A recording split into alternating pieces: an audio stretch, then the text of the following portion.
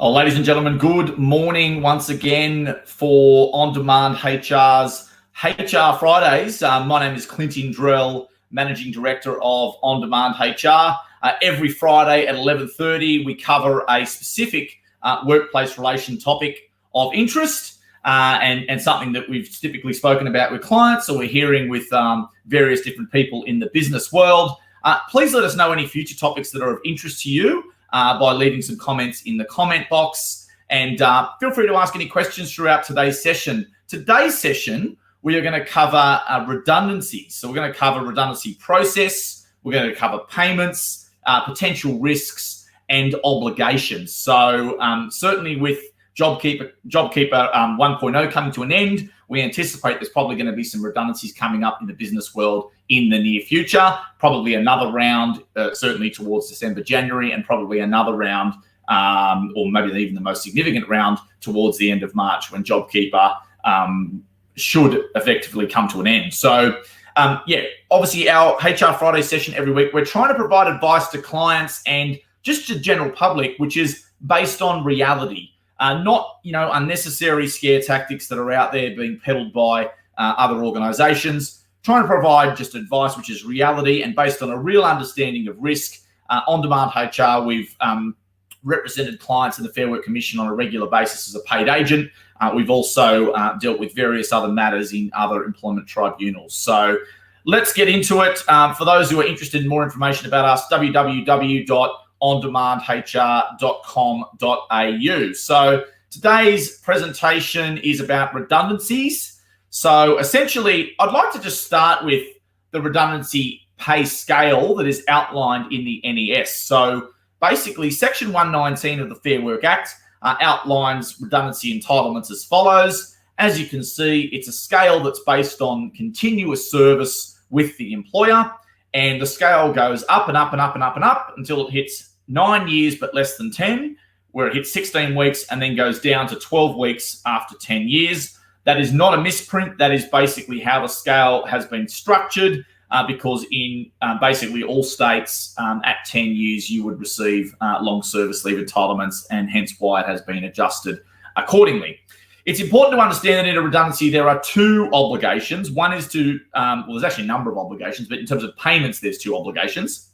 There's the redundancy pay component, which is essentially as outlined in that top table, and then there is the notice component, which is outlined in the bottom table. Now, notice obviously may be worked or it can be paid in lieu, whereas redundancy pay must obviously be paid. The redundancy pay period can't be worked. It can only be paid. So they're the two key things in terms of the entitlements. Getting on to a little bit about the next part, which is how do we conduct a redundancy process? And for those who are thinking about undertaking a redundancy in the coming weeks or the coming months, please do not reflect on movies carried out or movies of George Clooney, going in and carrying out, 50 redundancies at once, or Donald Trump on The Apprentice. Please think about what is a proper process that I'm required to undertake under the Fair Work Act. And we hear many of these war stories about, I've heard of redundancy processes. We just walk people into one room, tell them they're made redundant, and then out they go. I can tell you that particular approach is fraught with danger, and it's actually pretty scary how commonly still clients and people in the business world think that having one meeting and conducting a redundancy is simply okay. So we're here to break that myth today, and I want to talk to you a little bit more about what the expectations are on the redundancy process itself, okay? So very importantly, under Section 389 of the Fair Work Act, there is an obligation to consult prior to carrying out a redundancy. Now, consultation does not mean telling someone what is about to happen. Consultation means giving the employee a meaningful opportunity to influence a decision before it is made, okay?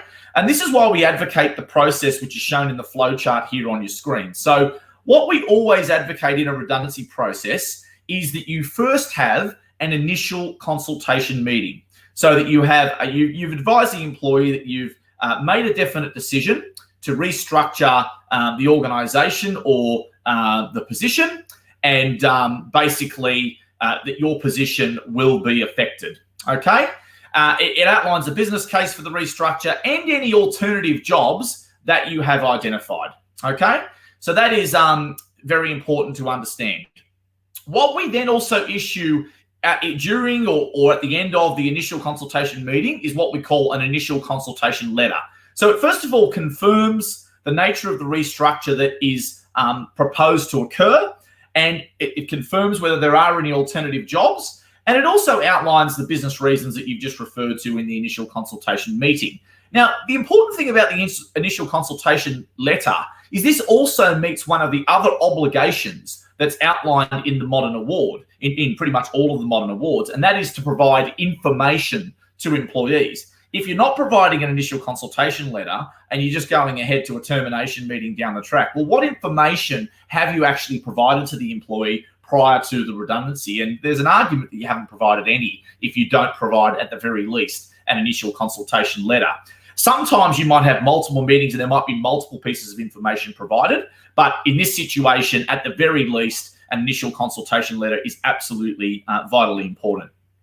We then observe a consultation period. So I like to typically recommend that clients at least observe 7 days, sometimes longer depending upon the circumstances. And what you're doing in this 7 days is you are considering what alternatives may exist. You are discussing with the employee any feedback that they may have about the proposal and looking at the options. Now, even if there are no options, even if this is, clear cut and there are no options to be considered, it is still important you observe the consultation period to at least create the facade, if you like, that there is some sort of thinking about options, even if there are no options, because the modern award and 389 of the Act requires that consultation.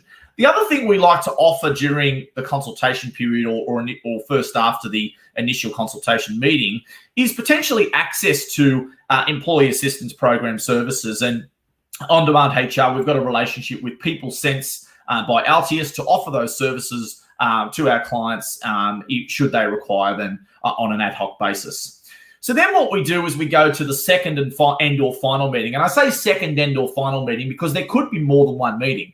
There could be potentially 2, 3, or 4 meetings once all of the options are discussed and depending upon how the process is structured. So if there are no alternative positions that are offered in the initial consultation meeting, chances are it'll be a second and probably final meeting. If there was alternative jobs offered, well, there might be a second meeting to consider whether or not the employee has applied for any of those roles and whether or not they're suitable for any of those roles, and then a third meeting to make the final decision. It's important to understand if we're offering an alternative job, it doesn't need to be a job that's on the same or similar pay. It can be a lower paid job. It can be a lower employment status. It could be a casual role or a part-time role instead of a full-time role. And all of these things are important in mitigating risk. If you have proposed an alternative position and the employee has rejected it and have therefore taken the redundancy, there's certainly a lesser likelihood that they would have a valid claim in the Fair Work Commission for unfair dismissal.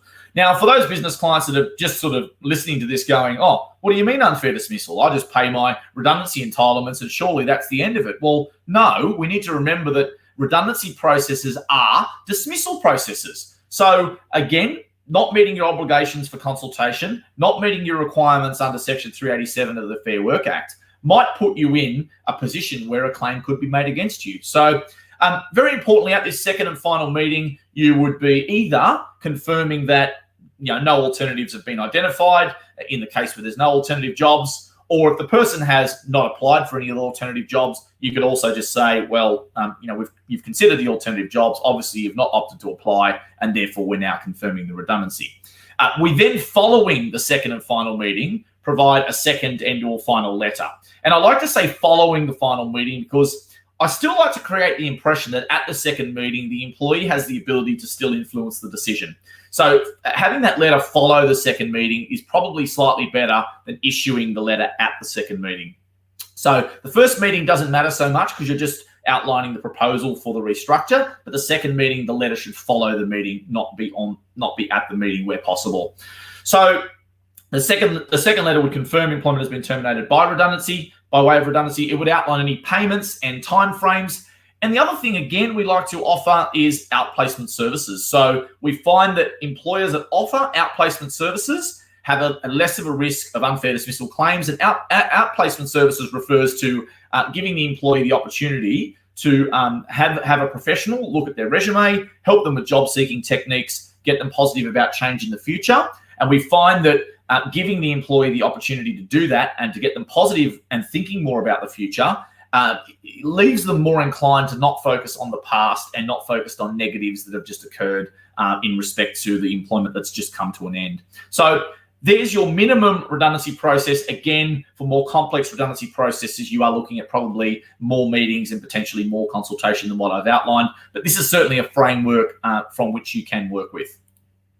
Just my final slide on this for today's HR Fridays is around other considerations and entitlements. So in a situation where you've got, let's say, 10 truck drivers, but you only want to keep 7 of them and you want to make 3 redundant, what you need to consider is selection criteria. So how am I choosing the 3 people that are going to be selected for redundancy?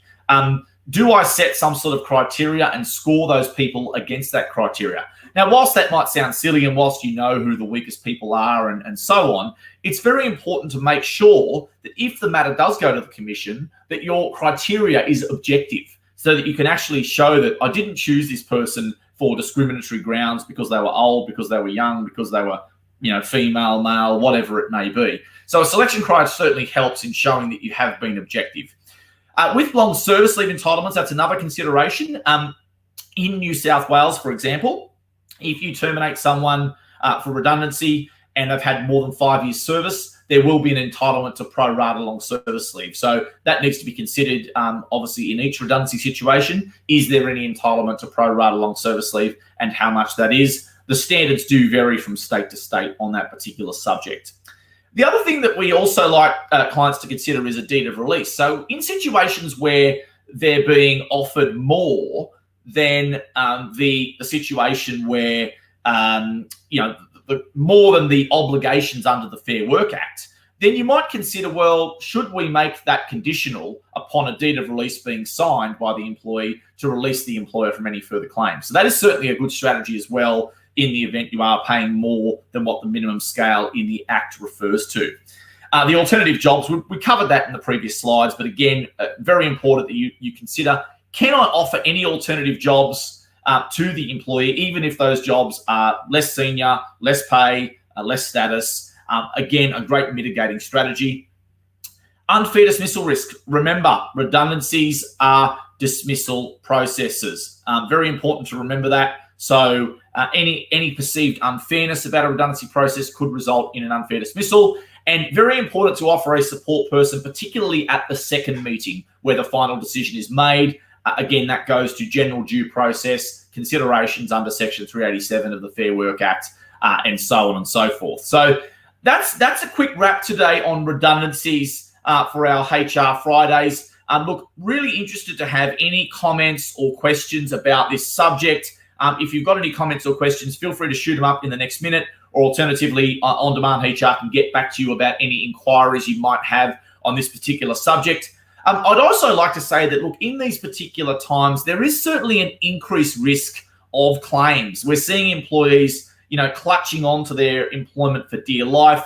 Obviously, the job market isn't that buoyant at the moment, and people are scared about the alternatives. There's not a whole bunch of great alternative employment out there at the moment, depending upon which industry you're in. Of course, there is some industries that are really, really strong and are still very, very competitive.